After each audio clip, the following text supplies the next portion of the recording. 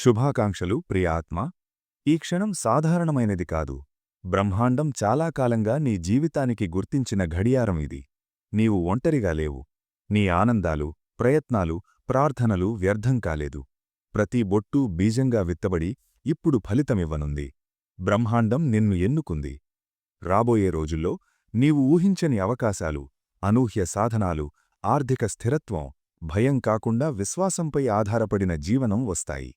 నీవు కేవలం పొందేవాడివి కావు, పంచేవాడివి కావాలని బ్రహ్మాండం నిన్ను తయారుచేస్తోంది. నీ చేతులు ఇవ్వడానికి కూడా ఆశీర్వదించబడతాయి. స్రోతస్సు ఎన్నటికీ ఎండిపోదు. ఇకపై భయాన్ని వదిలెయ్యి, విశ్వాసాన్ని పట్టుకో.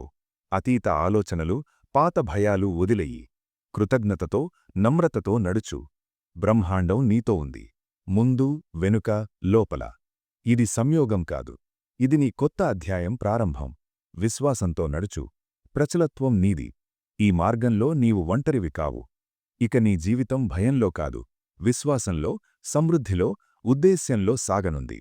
ఈ సందేశం నీ ఆత్మకు వచ్చిన ఆహ్వానం. దాన్ని స్వీకరించు.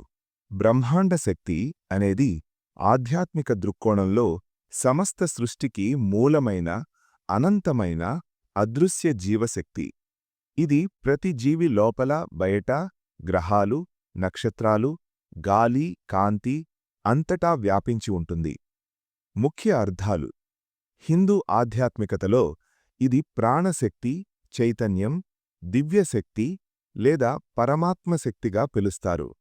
బ్రహ్మాండం మొత్తం ఈ శక్తి నుండే ఉద్భవించిందని, ఇదే సృష్టి, స్థితి, లయలకు కారణమని వేదాలు, ఉపనిషత్తులు చెబుతాయి. ఆధునిక ఆధ్యాత్మిక దృష్టిలో ఇది లైఫ్ ఫోర్స్ లేదా యూనివర్సల్ ఎనర్జీ. మనం దీనితో సమన్వయం చెందినప్పుడు శాంతి, ఆరోగ్యం, స్పష్టత, అవకాశాలు వస్తాయని నమ్ముతారు.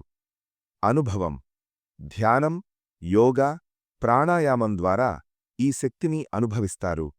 శరీరంలో కంపనాలు, వెచ్చదనం, కాంతి లేదా శాంతి అనుభూతి రావచ్చు. ఎలా అనుసంధానం చేసుకోవాలి?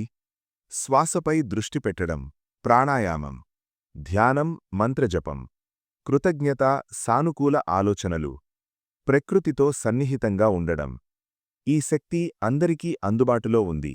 దాన్ని విశ్వసించి, భయాలు వదిలి స్వీకరిస్తే జీవితం సమృద్ధిగా, అర్థవంతంగా మారుతుంది.